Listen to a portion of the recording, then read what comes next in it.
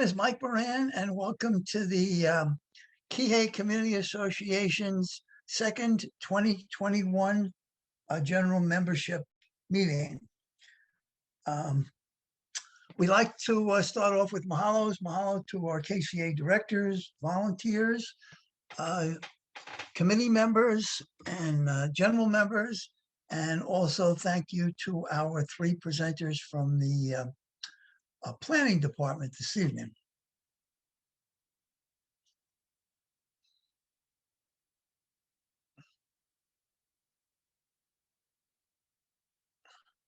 Okay, sorry, another technical difficulty. I'm flashing off and on my screen.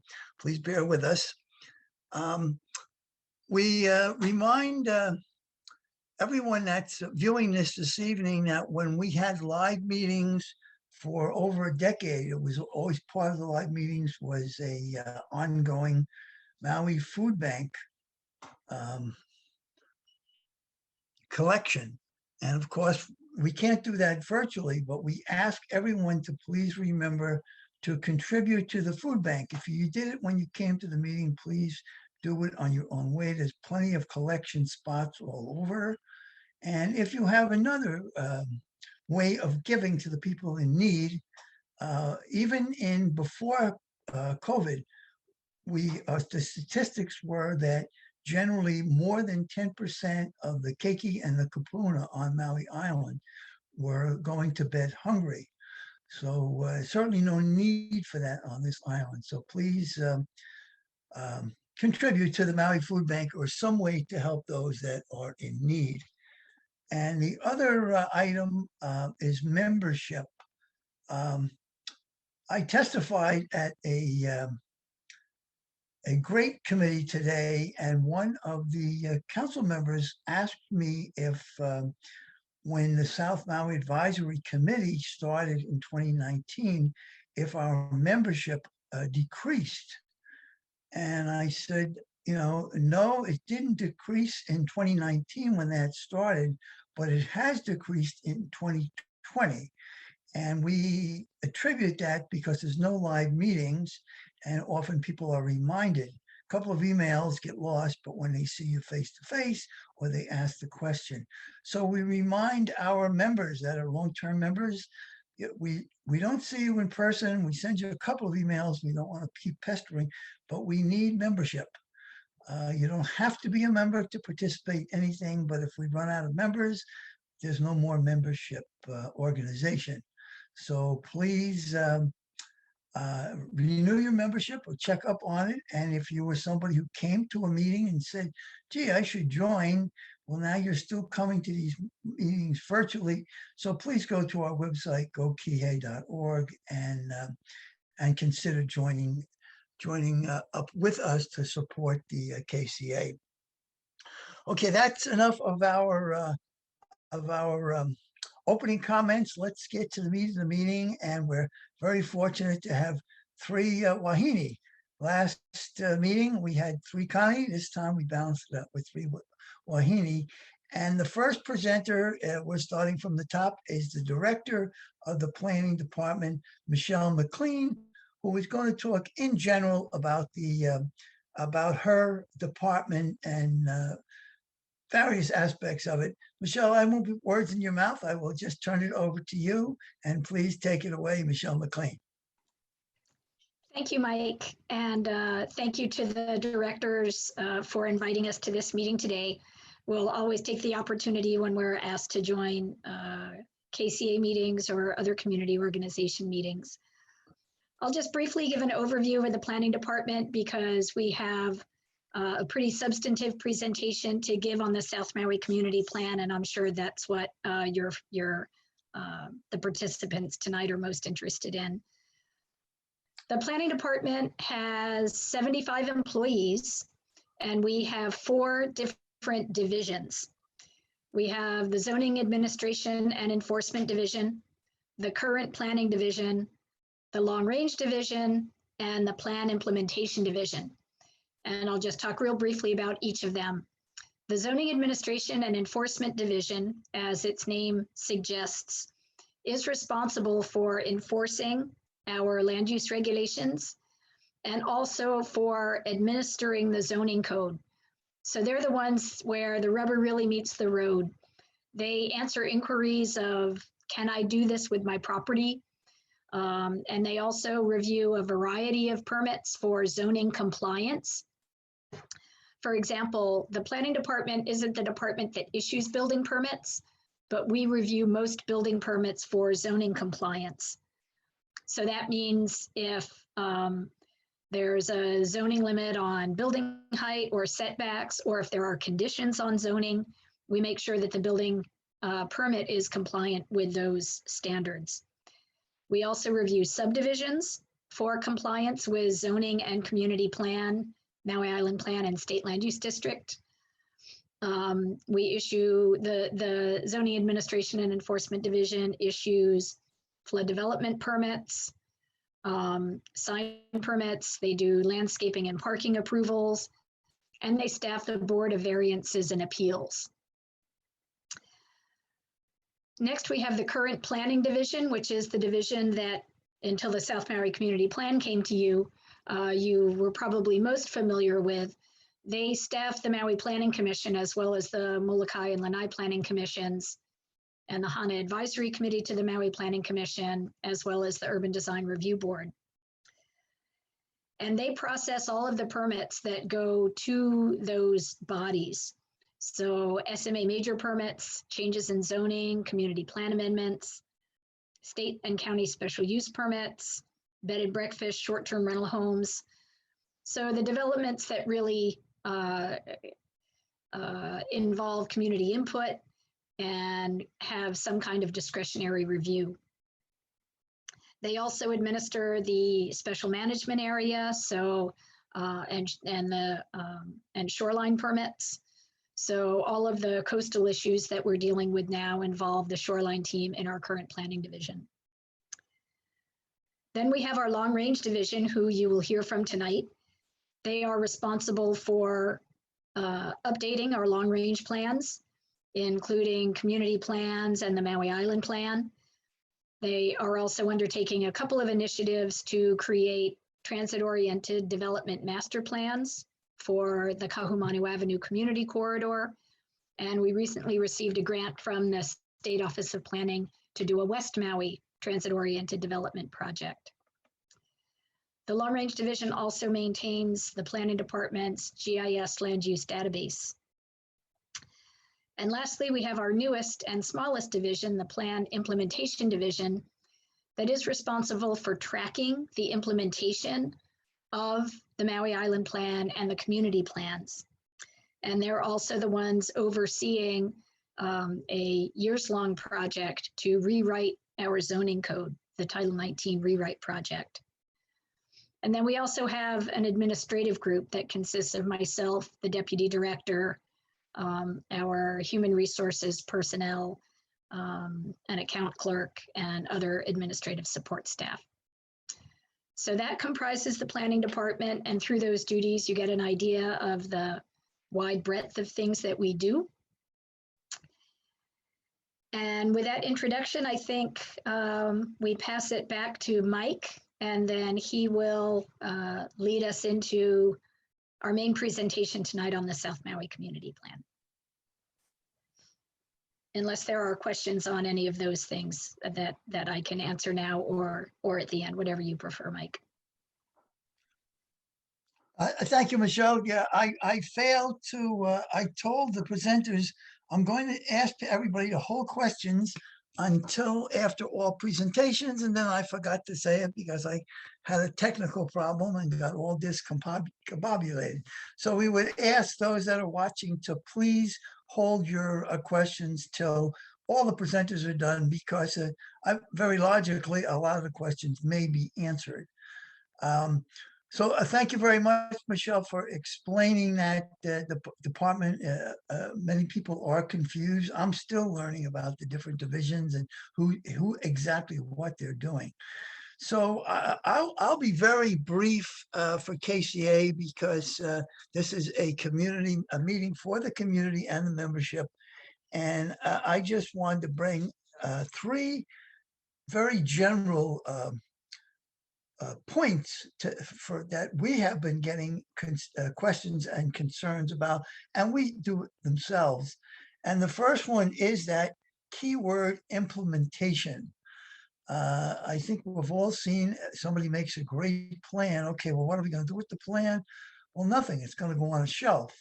Well, then all that work was kind of for nothing if something is not going to be implemented, and that has to be considered when you're composing a plan. It's like, well, we want not that we want this, but we want a traffic light in every single corner. Well, you think that's really going to work? Is that practical? How much is it going to cost? How is that going to be implemented? So that's a silly example, but when we're trying to give input to, we can't ask for extreme things unless we want a huge tax increase to pay for it. But we do want the practical things to be implemented. And that's one of the challenges that many of us feel when we look at the 1998 then Kihei Community Plan. Gee, there were great things in there, a walkable, bikeable community.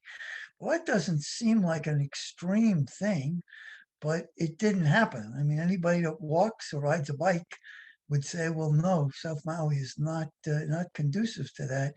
Not many sidewalks, not many safe places to bike. So we all have to keep implementation in mind. And we know that these professional planners do. But for those that are asking, is it something we want? And is it something that might be able to be implemented? I don't mean to not ask it and say, oh, they'll never do that. No, ask it, but then see how it can be implemented in a practical way. The other I word is infrastructure. We have seen that so many times, and that too is something from the 1998 plan. Infrastructure concurrent with development. And I don't think anybody would say that has happened over the 22 or 23 years since that plan. The development seems to go along fine. The infrastructure, particularly the transportation infrastructure, we may not see the other infrastructure, the sewage, the water, but we all see and are affected by the transportation infrastructure, and we certainly don't get it. And development continues and continues, and without the infrastructure that's practical. Sometimes, quite often, we'll see that. We can look on South Kihei Road. If you walk South Kihei Road, oh, you up here, this condo went up and there's a sidewalk right in front of it. But as soon as the condo ends, so does the sidewalk. And now you're walking in the street. Oh, we're up to the next condo. Here's the sidewalk again. So it's not practical to have, our example is always mom pushing the stroller and having a toddler walk with her, now has to go off the sidewalk, and here comes the bus, and here comes the trash truck. So we need that infrastructure, and we have to make up for 20 some years of development going along without the concurrent infrastructure. And the third item we mentioned is the time issue. When everybody completed that 1998 plan, the expectation was this was a plan for 10 years. And that's what the planners, the council people, everybody that was involved were basing it on. Well, now 22, 23 years later, well, this is what happened when it's extended. So our understanding is this time for this plan, the South Maui plan, it's looking for a 20-year plan. So it's based on what's going to happen in 20 years. But can that same action happen? Can this 20-year plan not be renewed for 40 or 45 years? Well, if that were to happen, we'd be behind that same 8 ball again. So it's not anybody that's planning it fault if it goes beyond the 20 years, but it's something to consider. We just pick sea level rise in 1998. That certainly wasn't a consideration in that plan, but maybe if it was 2008, it would have been, it was going to be renewed then. But now we see how that happens. So that's just our 3 points that we were making as a group. And we sent a huge kind of a hodgepodge document to these planners over the weekend with a lot of more detailed input, but it's not something for this kind of a meeting, in our opinion. So I will quiet down here, and I believe, I don't know if Kate or Pam is going to come up next, Michelle. So I'll turn it back to you. That's easy. Then you can tell us who's coming up next. Thanks, Michelle. Thanks, Mike. And those are 3 very important issues. Some of those we touch on a little bit in the presentation, but then we'd be happy to discuss more fully after the presentation is concluded. With me tonight is the head of the Long Range Division, Pam Eaton, and also one of our senior planners in the Long Range Division, who is the project lead for the South Maui Community Plan update, and that's Kate Blystone. And we have a PowerPoint presentation that Kate will run. I'll give a few introductory slides, and then Kate will take it over. And then I have there are a few slides right at the end where I'll jump back on. So the presentation will cover these topics: the plan itself and the update process, the team involved in the update, how the community can get involved, and going over some frequently asked questions about the process and about community plans in general. Some background on community plans. They are an important part of the complex and layered regulatory scheme that we have in Hawaii. Starting at the top with the more general of these designations are the state land use districts. And you're probably familiar with these. There are only 4 of them: agriculture, conservation, rural, and urban. And then next in the layer is the Maui Island Plan. And I know you folks are quite familiar with that, with the growth boundaries, the urban and rural growth boundaries that ideally would line up with the state land use districts. So the Maui Island Plan looks for where we want to see urban and rural growth. There are also small town growth boundaries there as well. Then what the community plan is involved with includes the community plan designations. And those will follow the Maui Island Plan because they come after the Maui Island Plan and are subordinate to the Maui Island Plan. And while the Maui Island Plan calls for growth boundaries, the community plan updates don't necessarily have to designate all lands within those growth boundaries, but the community plan would not be designating new lands outside those growth boundaries. I'll say that again in case it wasn't really clear. The Maui Island Plan has urban and rural and small town growth boundaries. And let's just throw out a number there. Let's say those growth boundaries call for 500 acres of growth. The community plan might designate 300 acres of growth, but that 300 acres would have to be within the Maui Island Plan growth boundaries. It couldn't take place outside those growth boundaries. And then the final land use designation is county zoning.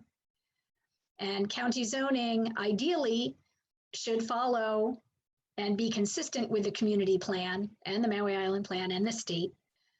But as community plans get updated, those designations might change. And so it might create inconsistencies. And what that would mean is that the zoning, if it were changed, would then have to follow the community plan. And we'll talk about that a little bit more later. But zoning is where it gets really, really specific.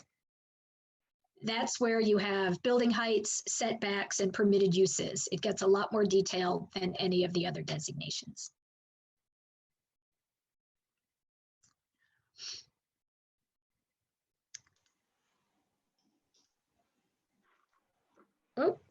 Oh, did we lose the thing? Yeah, Sorry. I think There we go. Is that better?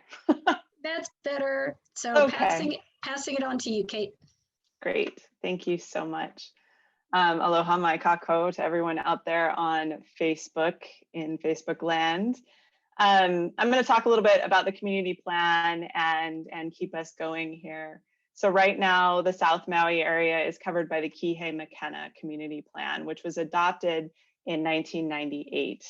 But efforts to update this plan appear to have started as early as 1992. That was pre my time.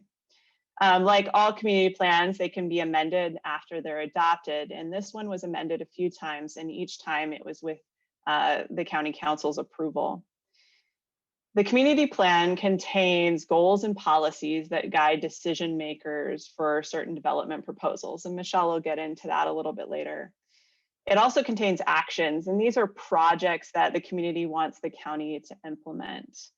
Like Mike said, this is a 20-year plan, but just like before, our intention is to update it every 10 years, just to kind of address that question that came up. One thing you might be asking at this point is South Maui just Kihei and Makena? And the answer is no, which is why, part of the reason why we're proposing to change the name of the community plan area with this update. The South Maui Community Plan area runs all the way from Maalaea to the eastern edge of the moku of Honuaula. It extends Mauka to the about 600-foot elevation and includes Makai portions of the mokus of Lahaina, Wailuku, Kula, and Honuaula. So let's get into the update process. Let's talk about where we are and where we're going and how we're getting there, and then also where we are. So I'll start with the whole process and then we'll come back to where we are. First, in this community plan process, we do research. During this time, we're reviewing the existing community plan to see what policies still work and what things need to be adjusted, what has been accomplished since it was adopted, and what hasn't. We're also looking at population and employment forecasting, researching how the community has changed generally, and seeing if there are any new challenges that have arisen since the plan was adopted. Then we move on to public engagement or community workshops.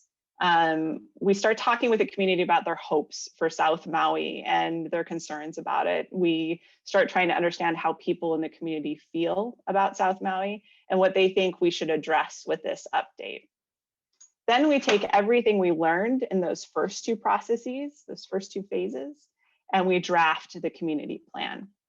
The first draft of the community plan will be where the Community Plan Advisory Committee starts its work. And for short, we call the Community Plan Advisory Committee CPAC. And CPAC is made up of 13 of your neighbors in South Maui, 4 of which are selected by the mayor and 9 of which will be selected by the county council. And this group will review and make recommended changes to the draft that I talked about a few seconds ago over the course of 6 months and forward it on to the Maui Planning Commission. And the Maui Planning Commission has 6 months to review the plan and make their recommendations. They then forward their recommendations on to the county council. And then the county council has a year to review, revise, and adopt the community plan. After it's adopted, it will replace the Kihei Community Plan that I talked about earlier. So this whole process takes a little over 3 years to complete, especially if the review bodies that I just talked about take their full allotted time to do their review. That itself is 2 years of the update process. So right now we are in the research and community workshops phase of this update simultaneously. Now, during normal times, you would see all these beautiful faces in person. But since these aren't normal times, I thought I'd take this opportunity to show you the team that's behind this community plan update. These folks make up the long-range division of the Maui Planning Department. I have never, in my whole career, worked with a more passionate and dedicated group of people than I have here at Maui County. So I know I'm kind of patting myself on the back when I say this, but I really think you should know that you're in really good hands here. Also, one of the things we've heard in public comments so far is that we cannot plan for South Maui if we don't live there. These folks currently live or have lived portions of their life in South Maui. One of them was born and raised there. That's more than a third of our team. And I wanted you to know that we aren't just telling you what to do from afar. Our team members are part of your community. We're also supported in this update by a great group of consultants led by Belt Collins Hawaii, based on Oahu. They have subcontracted with Leland Consulting Group and Fear and Peers, which are both based on the mainland. And we have the support of local climate change research celebrity, Chip Fletcher, as part of our team. And having consultant support means that we can move with this community plan a little faster than we could if it was just our small team working together. So let me briefly show you how the tasks break down between us and them, because we've gotten this question a few times recently. I think it's worth going over. First, the county is responsible for overall project management. That means we just keep the project moving forward. Local research and public awareness building is also our responsibility. So while all the consultants are doing their work, we're meeting with local folks. We've met with KCA board, we've met with several other boards and interest groups and individuals in South Maui throughout this update to build awareness around this project. We're also responsible for public engagement, which is slightly different than what I just mentioned, and communication. Public engagement is those larger scale meetings that we did, like the one that we did on vision workshops. If any of you came to our vision workshops, that's what I'm talking about with public engagement. And anytime you get an email from We Are South Maui, which is kind of the way that we talk about the work that we do, anytime you get an email from that group, it is coming from us. That's coming directly from the County Planning Department. We're also responsible for creating land use alternatives and providing support to CPAC, the Planning Commission, and Council. And also all the plan revisions between those things. So every time when CPAC makes their changes and we pass it on to Planning Commission, we make those changes on behalf of the body.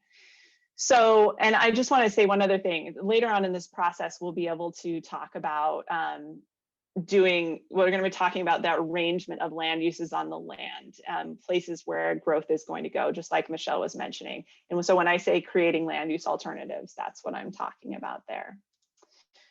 So the consultant is really a backup for us on the technical research. They've done some population and employment forecasting, and so we're looking at that now.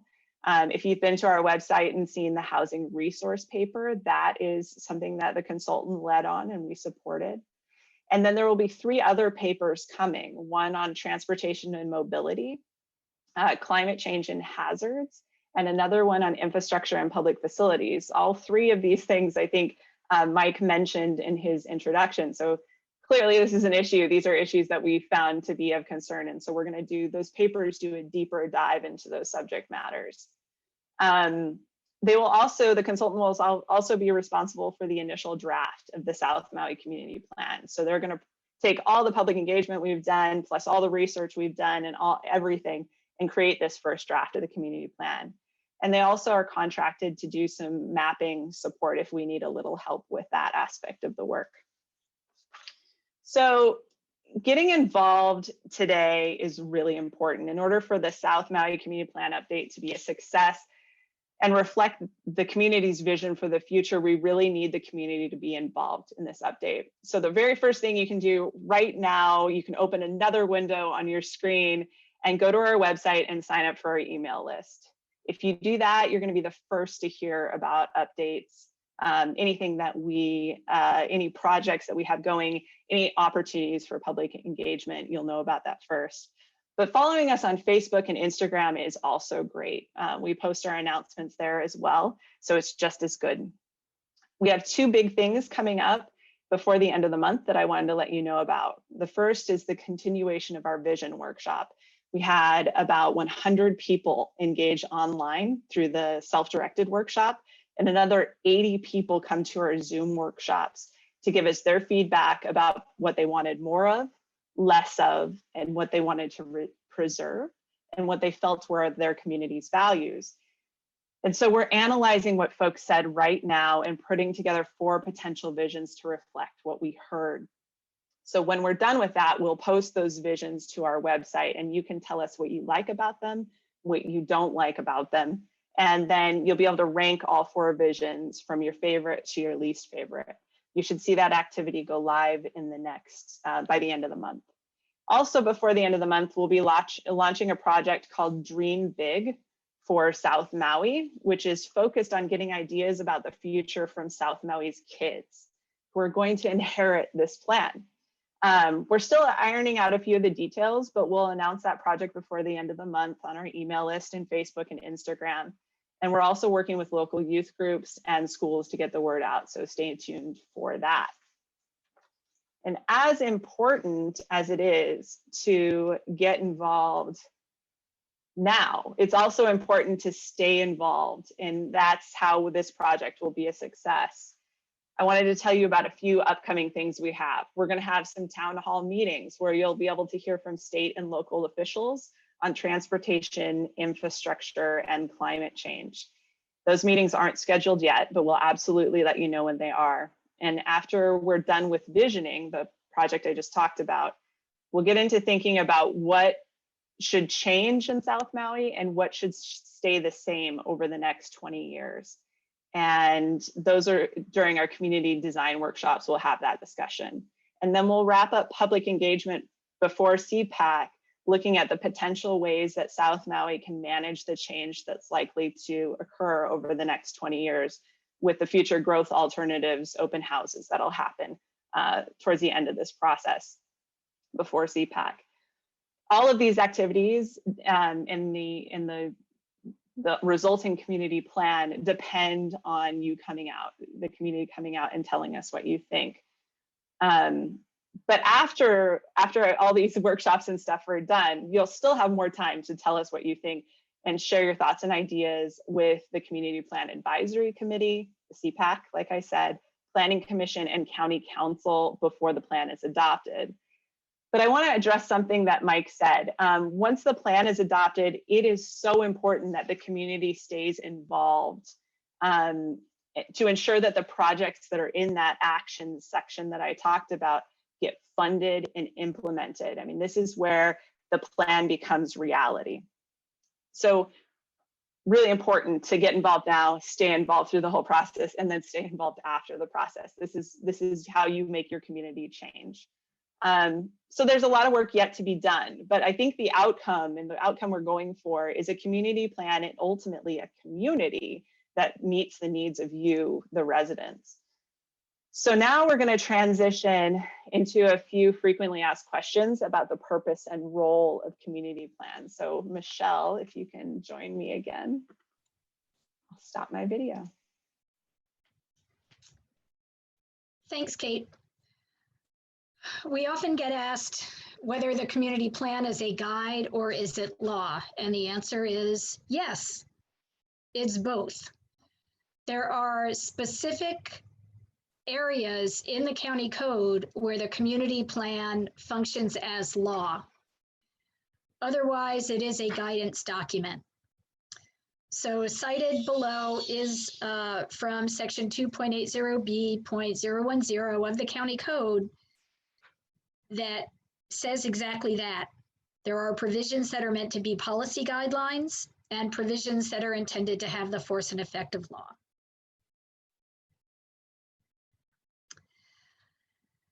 So if it's both, when does it have the effect of law? When is it regulatory? And there are 4 areas where the county code or state law calls for it to have a regulatory role. First is with SMA permits. State law says that in order to issue an SMA permit, the proposed project has to be consistent with the community plan and with zoning, and also the Maui Island plan. So if it's not consistent, then the community plan does have a regulatory effect, and that permit cannot be issued. Another case is with changes in zoning and county special use permits. There are criteria in the county code for those 2 different types of applications that say that granting those approvals has to find consistency with the community plan. And if consistency can't be found, then those approvals should not be granted. Also with subdivisions, As I mentioned before, our department reviews subdivisions for consistency with our long-range plans and with the state land use district. And so if there is language in those plans, Mike was talking about implementation, so things like sidewalks. That's why when we review those plans, we impose requirements that are called for in the community plan, such as sidewalks or connectivity between subdivisions. And then lastly is the county budget and the county's capital improvement program are supposed to be consistent with our long-range plans, quote unquote, to the extent practicable. So understanding financial restraints or constraints, I should say, that doesn't mean that the county budget is going to implement every community plan to its fullest, because we would have just a massive budget. But it does need to contemplate the community plans, and our plan implementation division reviews the CIP budget every year to make sure that it is at least consistent with the community plan. And so where in the law is a community plan specifically a guide and not regulatory? Well, that's spelled out in the county code with ministerial permits. Those are ones that can be granted without discretionary review, like from the planning commission or the council. So the code says specifically that administrative actions by agencies must conform to the general plan, which includes the Maui Island Plan and community plans, except for ministerial permits. And it gives the example of building permits, grading, plumbing, and electrical permits. So you might have a property that is residential on the community, residential zoned, but business on the community plan. But the county would still issue building permits for a home because that complies with the zoning and doesn't have to comply with the community plan. But then it goes on to say, as we talked about before, that zoning and subdivisions shall conform to the general plan. And that is the end of our presentation, and we're happy to answer your questions. Mike, however you want to run this, we can address those three big issues that you brought up in the beginning, or we can talk about some of the comments that have been provided in the chat. However you want to go about it, we're happy to answer all those questions. Thank you, Michelle. And I found that very informative from your team. And not that I'm any close to an expert, but I do pay attention to stuff. And it's for all of us, for many of us, it's pretty complex. So it's good to get the basics presented in a complete rational way, nice, calm, easy way. We like to give it to the community first. So we have the questions that are comments mostly that were thrown up. So I don't see anything that, unless I'm missing it with my old eyes, that's really asking a question. It's almost like a dialogue between two folks that are having their own meeting going on. Well, Mike, I'm happy to talk about vacation rental enforcement. There were some comments about that, if you'd like. Sure, that's fine, Michelle. Yep, those Okay. are the prior ones that are gone from my screen. Thank you. Okay. The comments that I saw say that we don't do a good job of enforcement, that we ignore the regulations. When we enforce vacation rentals, whether it's an illegal operation or it's an existing operation with a permit that is not complying with its conditions, we need evidence in order to enforce against that. And the county code is helpful in that regard. It says that advertising is evidence of operation. And so for illegal vacation rentals, really all we need is an ad. And if we have an ad, then we can issue a notice of warning to that property owner. The challenge with that sometimes is that the ad does not always show enough information for us to determine where it's located. Or sometimes the advertisers are sneaky and they will advertise a different property than the one they actually own and are renting. Because we have actually issued warnings against properties that are owner occupied because their property is the one that was featured in the ad. So that's the exception rather than the norm. But if we have an ad, then we can issue a notice of warning. So if someone receives a notice of warning that tells them they have to stop, that we found an ad, and if they pull their ads, then it's hard for us to know whether or not they're still operating. Now, of course, the neighbors will know, but we need evidence to be able to continue with enforcement. We do have a contractor, a company named Host Compliance that you might be familiar with, who searches online ads all day, every day to find the ones that our enforcement team might miss. And they compare that with our lists of permitted operations and identify those that we don't have listed as permitted. So if an ad is pulled, then as far as we know, they have stopped advertising. And if we don't have further evidence of operation, then there really isn't anything more we can do. If we do have continued evidence of operation and we issue a notice of violation, which comes with fines and tells them that they need to stop, they have an appeal process. And if they file an appeal, then enforcement is stayed while that appeal process runs its course. That's the system that we have. It's not a system that benefits the neighbors who have to live with these operations. But that's the process we have to follow. And we don't feel satisfied by it. And certainly some in the community don't feel satisfied by it. If there are suggestions for other things we can do, we welcome the input. More staff would certainly help because we have 8 zoning inspectors and they're responsible for all zoning enforcement. And vacation rentals takes up a huge amount of time. And it is a priority. It's the one type of enforcement that we do proactively, whereas other enforcement is complaint-based. So we're doing what we know to do, but we are certainly open to suggestions on how we can do it better because we know that it doesn't do everything that it can. Thanks, Michelle. And I think we all get it with the online things. It's like, it keeps switching. Yes, they run an ad here and then they get questions. So they put it on a different site and as you said, they make it very vague.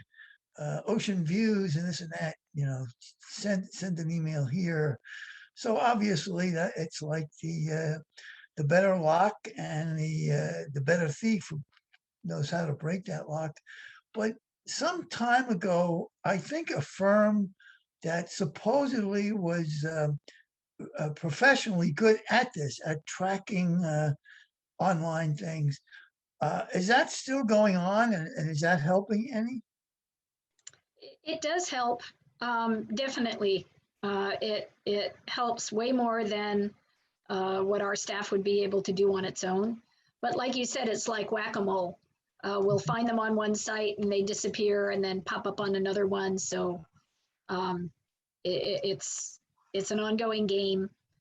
And we do what we can to stay on top of it, but it's very challenging.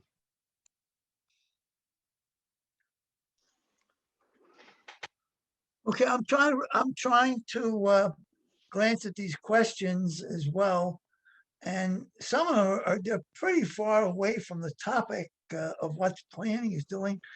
There's one asking about what's going on at it says Kihei and Kenaleo, but I think they mean Ka'onaulu and South Kihei Road, which has been under construction for a couple of years at the old Maui Loose site. And yes, that's what it is. It's a Hilton vacation rental. It's been under construction and their intent was to have heads in the beds, as the guy told me that was their term, about the middle of last year. And we're kind of guessing and thinking that the pandemic may have changed the plans, but it's still going on. Mike, Yes, there are a series of questions about hazards and how those are incorporated. Would you like me to address that?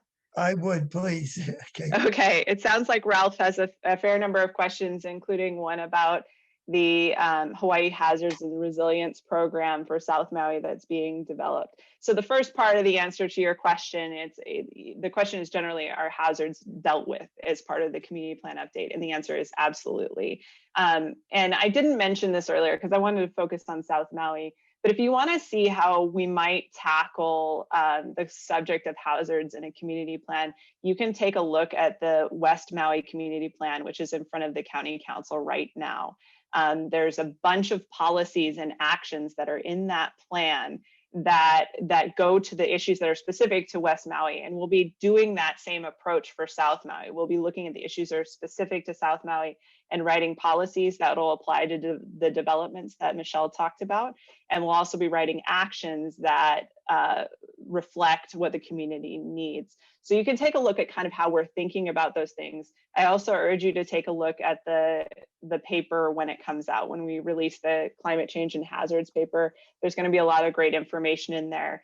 And there's also a question about whether or not we could meet to discuss this, and absolutely we can meet to discuss this. I'm happy to, I posted my email there. I don't know if I can post the email to Facebook, but I'll make sure that you guys can get access to my email. Send me a note, and the folks that are working on the Hawaii Hazards and Resilience Program for South Maui, feel free to give me send me a message, and we'll set up a non-face-to-face meeting at your request for sure. Great, Kate. Thanks. There's a suggestion, Mike, maybe you should just let the panelists address the questions. I'm perfectly happy with that because I can't, at least there's 3 of you, so maybe you could divide them up. Did you catch any question beyond that one, Kate, or somebody else that you could speak to? I'd like to speak to one, please. Please, Pam. Yeah, there was a comment in here about reinventing the wheel and that the only way to do effective community engagement is Focus Maui Nui. I just want to let folks know that, in fact, Kate, Jen, and I have worked very, very hard these last several months and had many, many meetings with folks who were involved way back to Focus Maui Nui. And other efforts that predated that since. We've created a group called the Alakai, and we did this also in West Maui with basically folks who've been involved with the community way back, generationally speaking, and so forth. And so we've had regular updates, and I don't think we're reinventing anything. I think what's been exciting is in these meetings that we've had with folks, we've been able to tap into people who were involved in the previous community plan update, even updates before then, and then folks have come along since then. So I think there's a great energy with people who've been involved all along, as well as younger people who have nice, fresh energy to provide their perspectives as well. So again, as Kate has said, if you go onto the website, you can see a lot of this information, and there's a lot of opportunity to continue to provide your input, which would be great. Great, thanks, Pam. And I certainly agree. I mean, there's so much opportunity to give input. And it's unfortunate that some people just don't want to participate in that way. They just like to complain about it. And I think that you've made it very open. And I'm usually called the critic of the government, rightly so at times. But if you're going to be the critic, you should also be the one giving credit where it's due. And I think you as a team have offered many opportunities for public input. So anybody else want to grab a question that you've noted? Sure, Mike. There are a couple that I'll take on. The first question, how much does it cost to update a community plan? The existing contract that we have with Belt Collins and its sub-consultants is just under $300,000. We are requesting funding in the upcoming budget to do the Central Maui Community Plan, which is the one that comes next. Tying into one of your earlier questions, Mike, about timing, is that the Long Range Division has 13 staff, including a couple vacancies that we are knocking ourselves out to try to fill. And so that group of people can't do more than one community plan at a time. And so to keep, because as you know, the West Maui Community Plan is with the County Council. So we're still working on that plan while South Maui is underway. We want to get moving on Central Maui at some point during the next fiscal year, but we don't have the staff capacity to do that. So we need to hire outside assistance, or we could add a lot more personnel. It's, you know, the end result is the same. So right now it's about $300,000. We'll be requesting a little bit more next fiscal year. Another question about drainage infrastructure, sidewalks and curbs also ties into one of your earlier comments, Mike, about infrastructure and also about implementation. So as we talked about before, when there are different actions such as subdivision or an SMA permit or a change in zoning, and the community plan calls for walkability, connectivity, and those kinds of things, it's the planning department's responsibility that those are conditions or part of those approvals. What's also important is when we do the community plan update, that the infrastructure departments, so that would include environmental management, water supply, public works, and even state DOT, are involved in the community plan update process. So they're aware of what the infrastructure demand might be that goes with that plan. Now they participate a lot more than they used to in the past.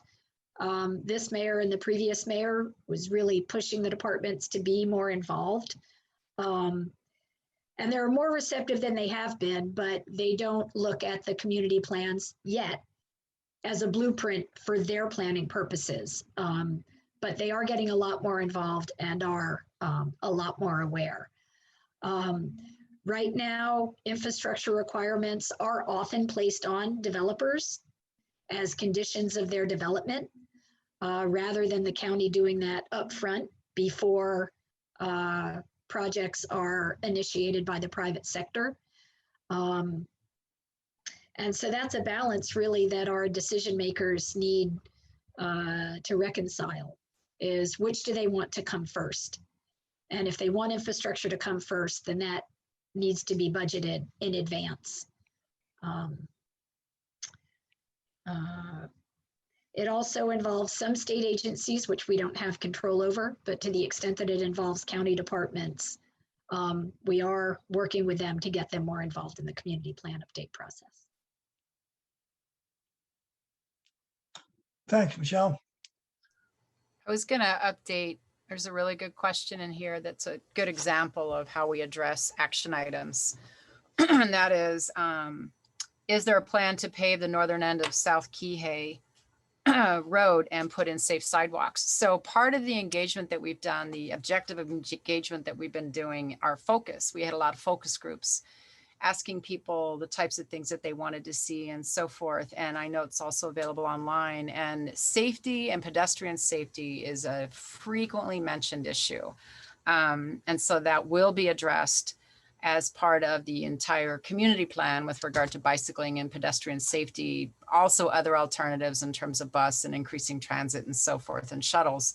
But that is an example of something that we would have as a policy has been discussed earlier, like with as part of affordable housing and those types of things, but also can be a specific action item that's going to be put in the plan. And again, like Kate had suggested, if you look at the West Maui Community Plan, you'll see where as a policy, we wanted to encourage safe routes for biking and walking and so forth, but also in some way, in some areas, we specifically mentioned where these need to be, this connectivity of sidewalks needs to be improved. So great question, thank you. Yeah, and if I can tack on to that just a little bit too, because I saw that question, I got excited. There's also out there in the world right now, the Kihei Sub-Area Transportation Plan, which has a bunch of projects in it. So I was looking for that specific project, but it's a very big plan and I don't have it committed to memory. But I urge you guys to go take a look at it. You can actually find it on our resources page on our website. And that's actually, you know, while it may show up in this plan, just to tack onto what Pam said, while it may show up in this sub-area transportation plan as maybe even a lower priority project, and I'm not saying that it is, you could make it a higher priority project in the community plan. And that way it's more likely to get funding through the county council and things like that. So yeah, great question. Thanks, Kate. And I'll jump in on that and maybe boast a little bit that KCA has been asking for, you know, continuous sidewalk for many, many years on South Kihei Road. And in the last mayoral campaign, when we were still live, we hit the current mayor with that question: will you commit to 1 mile of sidewalk on South Kihei Road? And he said, I'm on the record, I will do it. And that is coming to fruition. It's less than 1 mile, but we're glad to we're not going to challenge the mayor for 0.2 of a mile or whatever. But supposedly in about May or June of this year, they are going to start the construction of the sidewalk going north from around the Zeka for close to 1 mile, and that will bring it up near the whale sanctuary. And we're very happy with that. But of course, somebody said, what good is that? Then it ends there. Well, we got it pretty close. And now the Hilton is putting in a little bit of sidewalk. So you just got to get over that bridge somehow safely, but it's better than it was before. So yes, that is something that's happening. And I think that maybe, and we always tell guys, you know, go to our website and we have a search engine, search feature in there, put in something like that, sidewalks on South Kihei Road. And I will also mention that we're getting a little bit of sidewalk on Ohukai. And I happen to live near Ohukai, and 17 years ago, I think, when I started with KCA, somebody asked the question, well, somebody suggest someplace where we need a sidewalk. And I was the new guy. Well, nobody said. I said, well, how about Ohukai? We fill in those blanks. Well, we're getting a little bit of that coming up at that same time. That's part of that same project that the mayor had committed to. And of course, the council funded it. So enough on that, because the questions are going much quicker. A couple of people are asking about the expansion of the Maui Coast Hotel going before the Planning Commission a week from tomorrow. Would one of you guys want to touch on that, if you have something you could say? Sure, I can. Thanks, Mike. Yeah, they're applying for an SMA major permit, which is being heard on Tuesday by the Maui Planning Commission. And the mayor in the past has said he would support renovations or expansion of existing hotels that are designated for that use, but not for new hotels. In this particular case, the property that's being proposed for the Maui Coast Hotel expansion is zoned hotel and is designated for hotel. And that's how it can apply for an SMA permit and meet that consistency requirement. So that is being heard on Tuesday. I very cleverly scheduled a vacation, so I'm not going to be there. I actually feel really badly about it because this is going to be a very big issue. And normally, if I'm not available, the deputy director will cover that planning commission meeting, but he has a conflict of interest with the project. So our division chief, Clayton Yoshida, will be staffing that meeting. And one of our other division chiefs, Kathleen Aoki, who worked on the Maui Island Plan, will also be available, because surely some of the policies from the Maui Island Plan will be asked about in the commission's discussion of that project. So anyone who's interested in that project, I would encourage you to testify so that the Planning Commission can hear from the South Maui community on that project. There are a couple other questions about pending developments. The old Maui Lu site, yes, it is a Hilton timeshare project that was approved by the Maui Planning Commission a number of years ago. I'm actually surprised at the scope of that development. It includes some work on the Makai side of South Kihei Road. This was before the sea level rise viewer and things that we're understanding better today about climate change and sea level rise and coastal erosion. But that project was approved quite some time ago, and the permit is still valid. They did come in for a time extension not too long ago. And while time extensions can be approved administratively, we did put that one in front of the Planning Commission because we wanted there to be a public review process on that. There really wasn't much testimony at all, and the commission granted the time extension, so that SMA permit remains valid. Regarding the Kraus Company's project, the Haleopi Ikea, the overall downtown Kihei project did receive its SMA approval a few years ago, but because the Haleopi Ikea project is a change, they will be coming before the Planning Commission to amend that existing SMA permit. So there will be a public review process with the Planning Commission for the Haleopi Ikea affordable housing project across from the other part of the downtown Kihei project. So that will come up for public review. And I'll stop talking for now because I think that can get boring. So we'll see what other questions there might be. But there are more questions I'm happy to answer. I just want to get away from the monotony of my voice.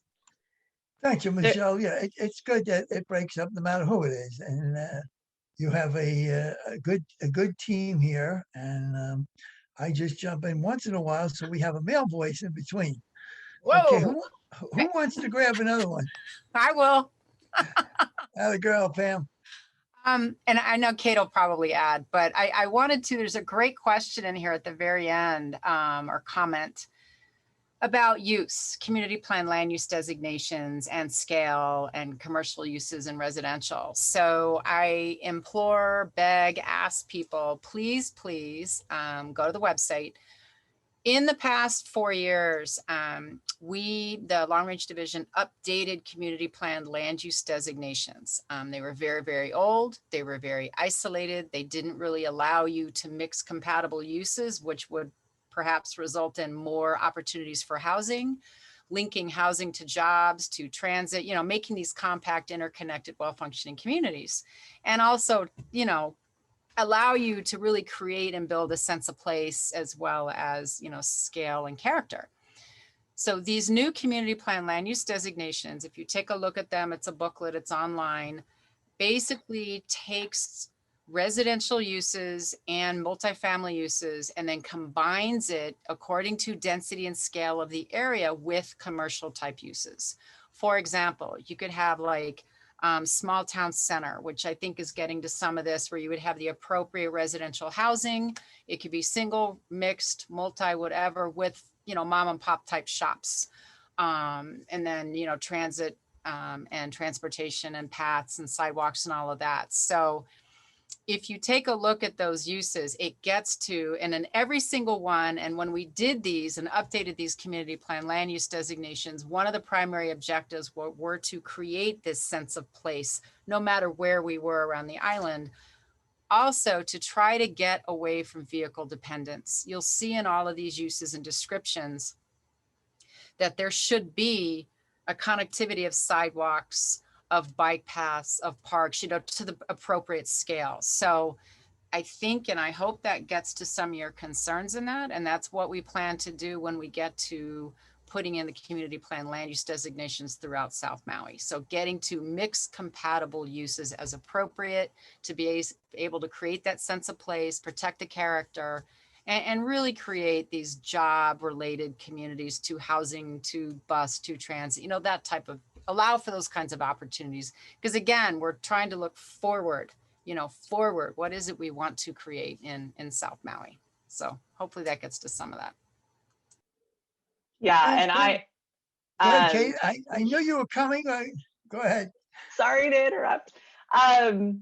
Yeah, like I think that's exactly right. And I don't have anything to add to what Pam said, but it's a good segue into another question that's about how or can let me see if I get it right. Will the community plan help manage tourism?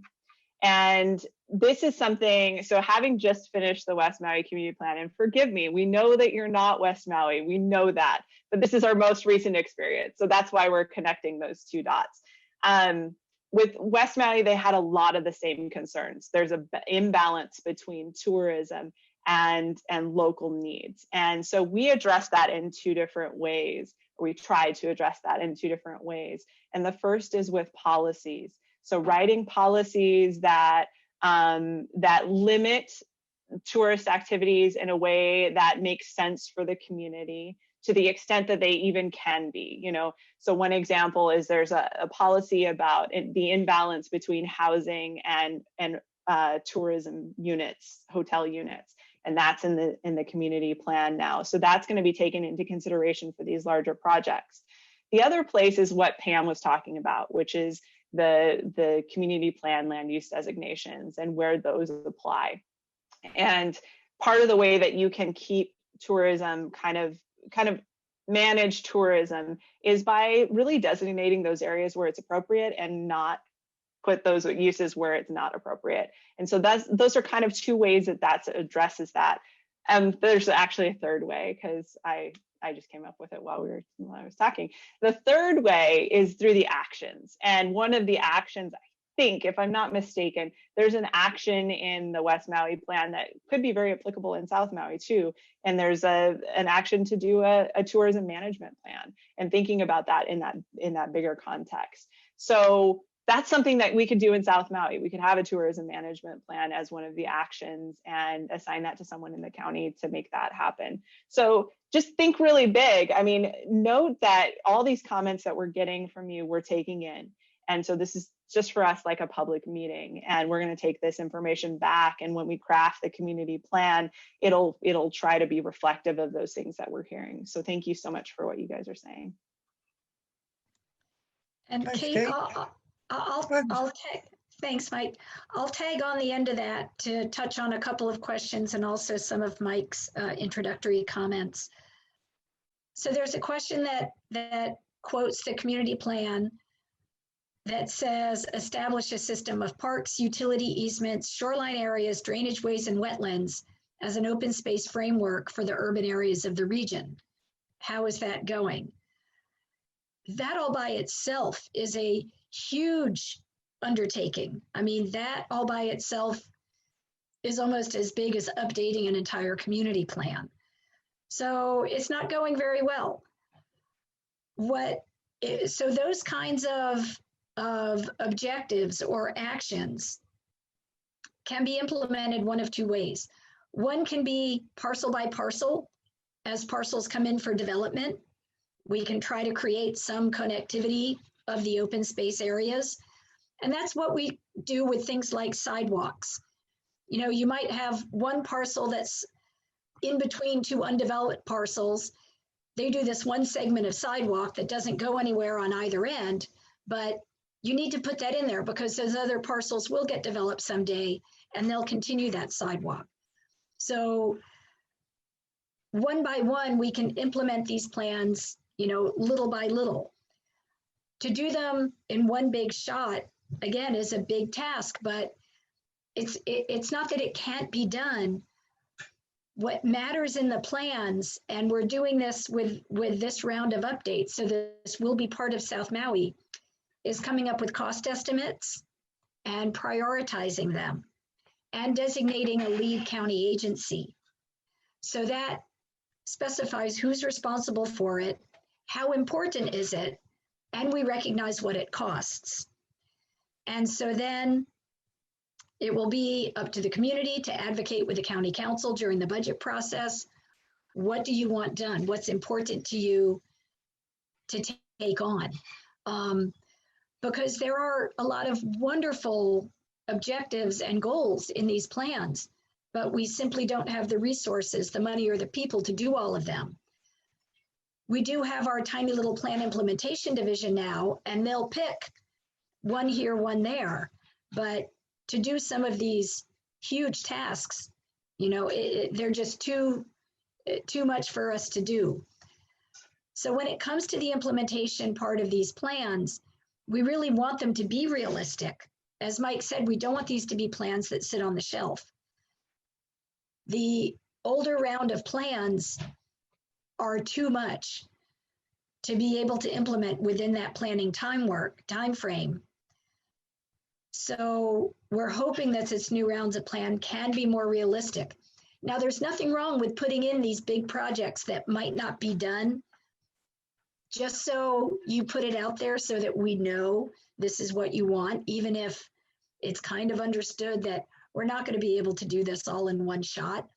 But think about that as this plan update is happening. What are the most important things? And make those high priorities so that when the plan is adopted, we can focus on those the council knows to budget for those. Yep, that's certainly sound advice, Michelle. You know, it's just like, in a sense, it's like a young child who has an excuse because they don't know any better, just wanting everything. I want this, I want that. And the parent's like, how am I going to pay for that? You know, God, I got to pay the mortgage. I can't buy that new tool. And some of the adults who should know better don't budget things properly. Oh, they have to have that new iPhone. Well, what's wrong with the other one? Well, this is a newer one. This is better. Well, are you saving for college, or, well, no, we want this. So, you know, there has to be some practicality in going from a wish list to something that you say, well, how are we going to afford it? And when you criticize something, well, what's the better way to do it? I just Hey, Mike. wanted. Yes, Pam. Speaking of wish lists, I can take a stab at, there's a question in here about any thoughts on how the proposed federal infrastructure bill could help South Maui. Good. I think that's a great question, a really good question. And speaking specifically to infrastructure as it relates to, let's say, roads and transit, the FTA funds Maui Bus, and a lot of what's needed to up the ante, if you will, for Maui Bus. They also provide funding through HDOT, the State Department of Transportation, and the Maui MPO, and they provide planning funds to help us improve roads, sidewalks, complete streets, all those kinds of projects. So dealing with, and of course, the big one, the North-South Collector Road. So we've done studies, we're planning on doing more, but I think with regard to federal infrastructure, dealing with, for example, the North-South Collector Road, any safety improvements needed along Pialani Highway, and then there's water, sewer. I think with regard to availability of funds, dealing with distribution of water, water services, and so forth, that's, I think, at a minimum, where a federal infrastructure bill could help.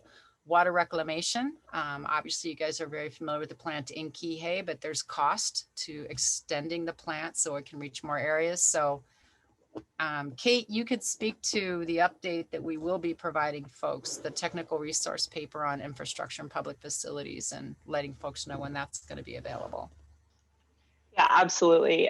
So like I said during the presentation, we have a few papers yet to be released, and probably the last one, full disclosure, because it's a big paper, will be this infrastructure and public facilities. And that'll cover water, wastewater, stormwater. It'll cover parks. It's a lot.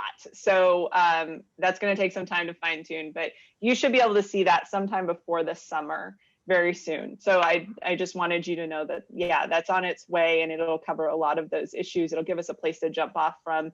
And all of these papers, so when you look at the housing paper, the last section of these papers are about strategies and ways. So the paper identifies existing conditions, and then it talks a little bit about challenges that have emerged, those emerging challenges, and then it also talks about solutions. So we'll probably start implementing some of those solutions as part of the community plan update when we draft that draft, assuming that we hear a call for those kinds of solutions in the community engagement. So it's a marriage of those kind of two things. So thanks for that, Pam.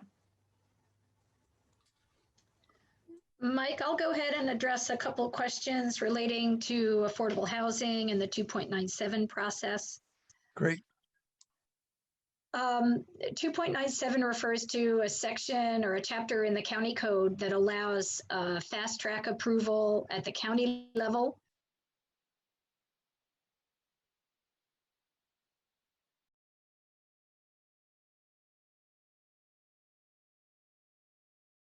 Chapter 201H. So you hear us using those references, 201H and 2.97. 2.97 allows applicants to get exemptions from having to amend the community plan if their designations aren't consistent with the development they want to propose, with zoning, with having to do improvements that the county code requires, with different permit fees. And one of those common exemptions, as these questions relate to, is getting an exemption from the requirement to do sidewalks. Now, when those kinds of exemptions are requested, the planning department always recommends against it. And the county council generally feels the same way. They know that sidewalks are important. So even though that's requested to help keep the cost down for the project, generally those applicants recently haven't been receiving that exemption. So they have to install sidewalks.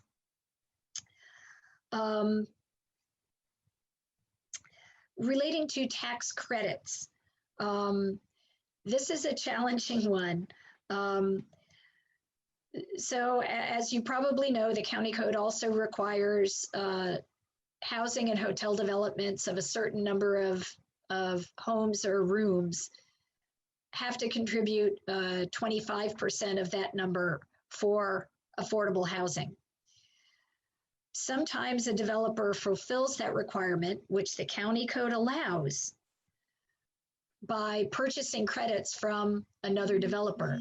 So you have developer A that develops a 100-unit subdivision and then also builds 50 affordable units.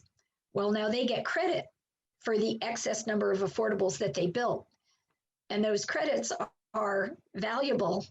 And so developer B comes in and does their 100-unit subdivision and purchases those credits from developer A.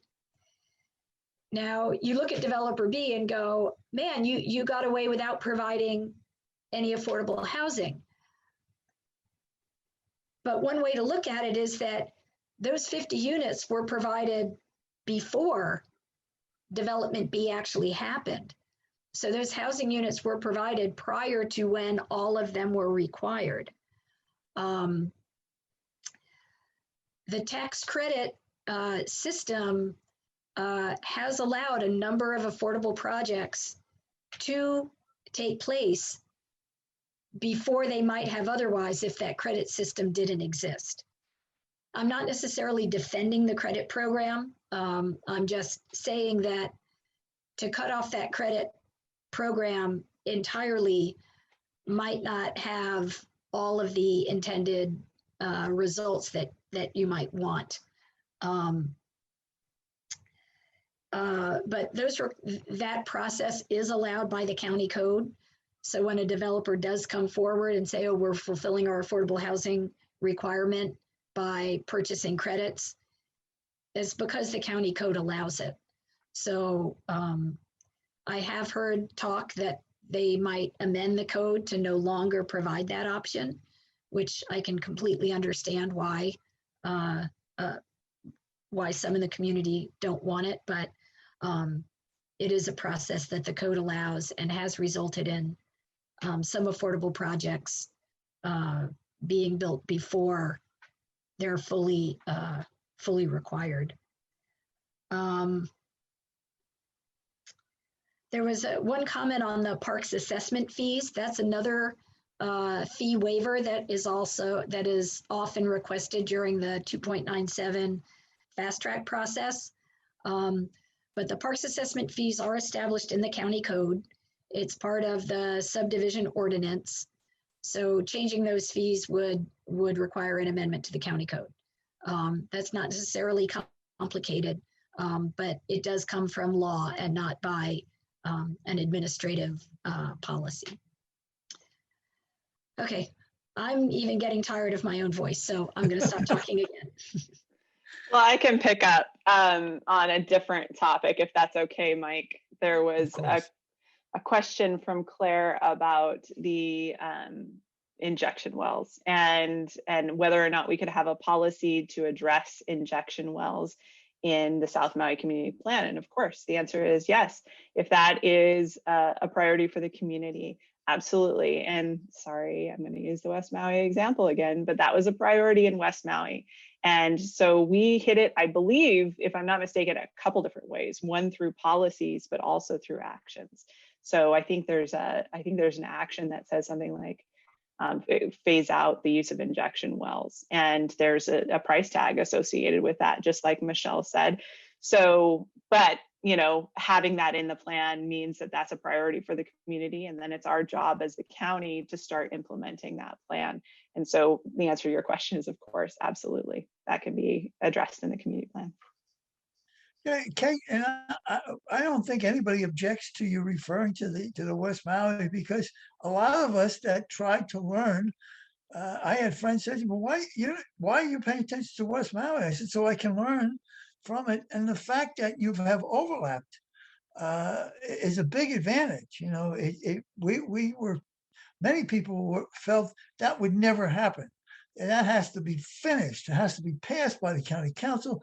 Then they're going to start the outreach for South Maui. And you guys are juggling two. So when somebody mentioned the central one, well, no, I mean, doing aspects of two at the same time is really great. So no, we're not asking you to take on 3 or 4 at once. We'll keep that in mind. Mike, one thing I do want to point out, because I agree, I'm glad Kate is mentioning West Maui, is that I don't know if a lot of folks know this, but in Maui County Code 2.80B, that dictates to us the content we must include in our community plan. And I think the reason why this is important to bring up is because many folks who may be listening right now and part of KCA and Facebook or whatever have probably in some way or may have been involved in the update of the existing community plan or have familiarity with the existing community plan. So I just think folks need to understand and know that West Maui was the first community plan that was updated after the Maui Island plan and also meeting this code requirement. So we have to include certain things by that code requirement, and West Maui is the first plan to do that. So it's a good model to follow in terms of the new topics, subject area, and so forth that we have to include in the plan. Excellent information. And just to add on to that, just briefly, I mean, Pam was there from the beginning. I came in kind of midway, but we learned a lot from the West Maui Community Plan process, and that you guys are benefiting from that experience, absolutely, because some of the stumbles that we made in West Maui, we aren't making here because we know like what to do. And so that's a good thing. I see that there are some comments in here about our public engagement not hitting the mark. And I think that I want you to know that we welcome any advice. You know your community better than we do. So if there's a place that we're not reaching that you think we should reach, please reach out to me. I don't know if my email made it into the chat, but if you go to our website, you can find me there and send us an email, and I'll make sure that I hear from you, and we may adjust our approach based on that. I mean, Pam mentioned the Alakai, and we're constantly talking with them about the best way to reach the community, and anyone can tell us what they think as far as how to best reach the community. We're open to that, because for us, especially now, especially during COVID, it's vital that we do a good job on public engagement. Since so many people, we're not able to get together and talk story and eat food and, you know, like really think and dream big together. We got to do it in this weird environment where everyone's two-dimensional. So I want to say that if you have an idea for how to improve public engagement, please reach out to us and let us know. We're happy to take it into consideration and may make an adjustment based on your comments. So I just wanted to make that clear.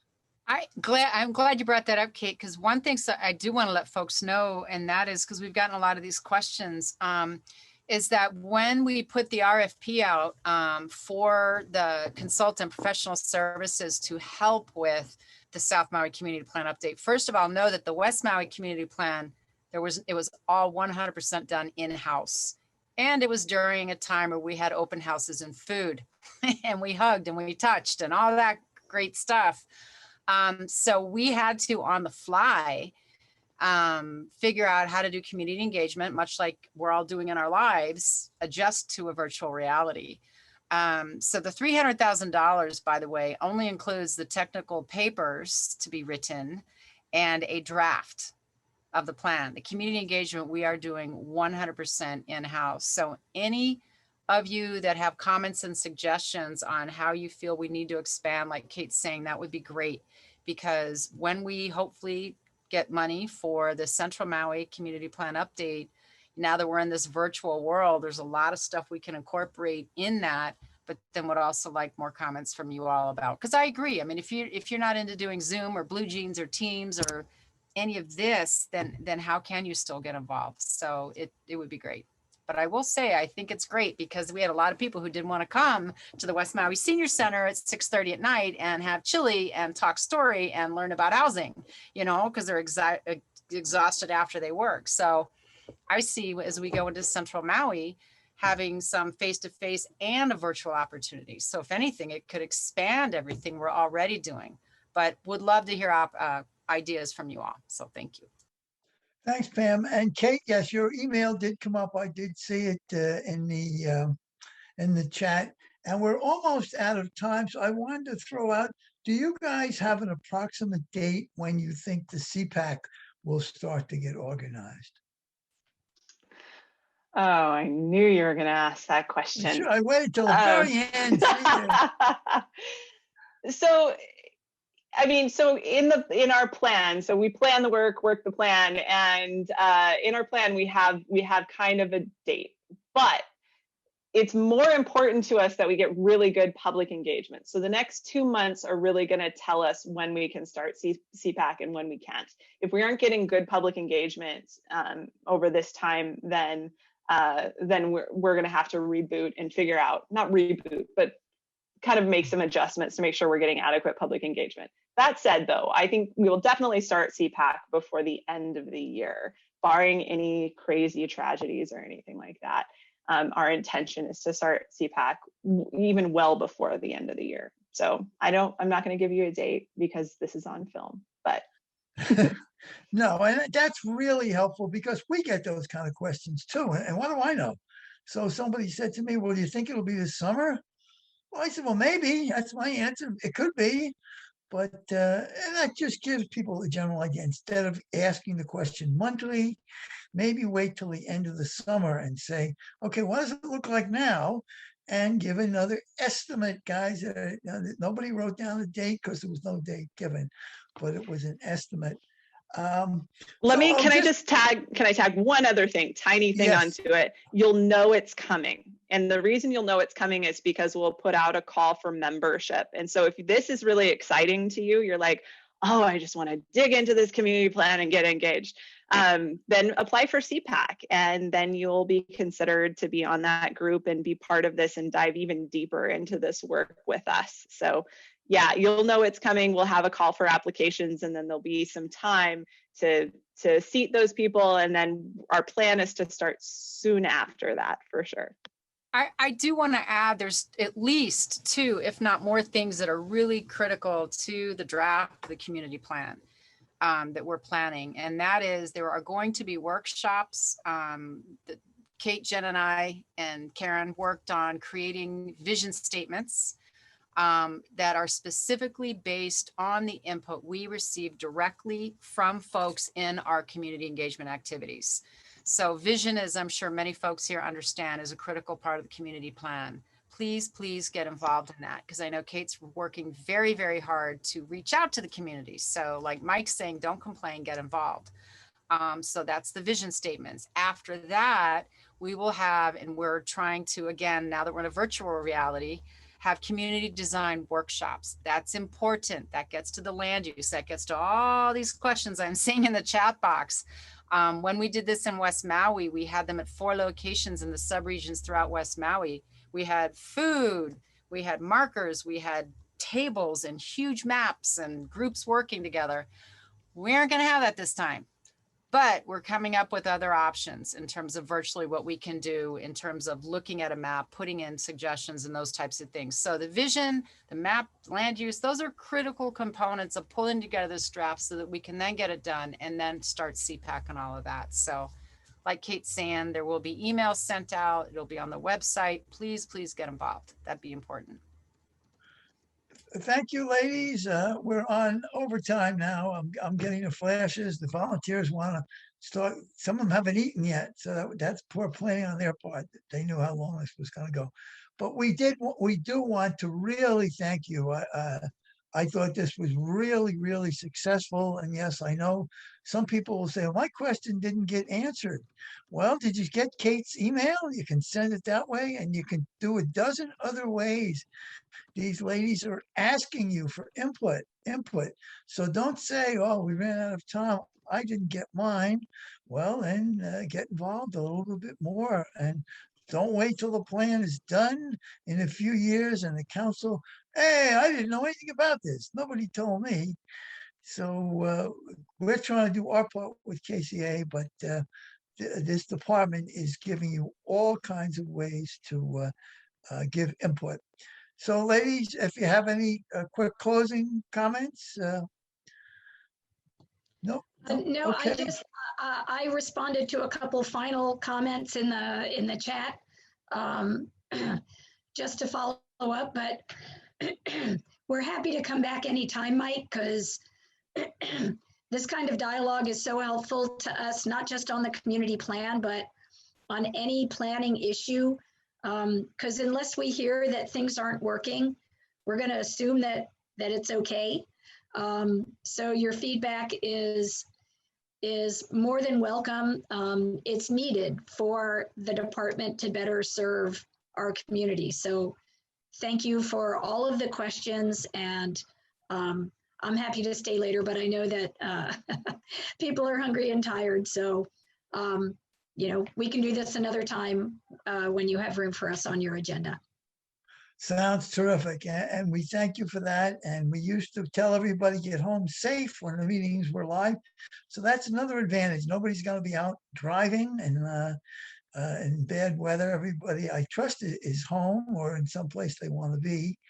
And just to close out for our people who are viewing and appreciate this, again, those 2 things, please don't forget membership, and please don't forget the people that really need help, whether it's the Maui Food Bank or some other way of helping the community. We all love that we live on Maui. Let's share a little bit of that aloha with those in need. So with that, we'll close and again say mahalo to everyone, and we'll see you around. Aloha. Aloha. Thank you.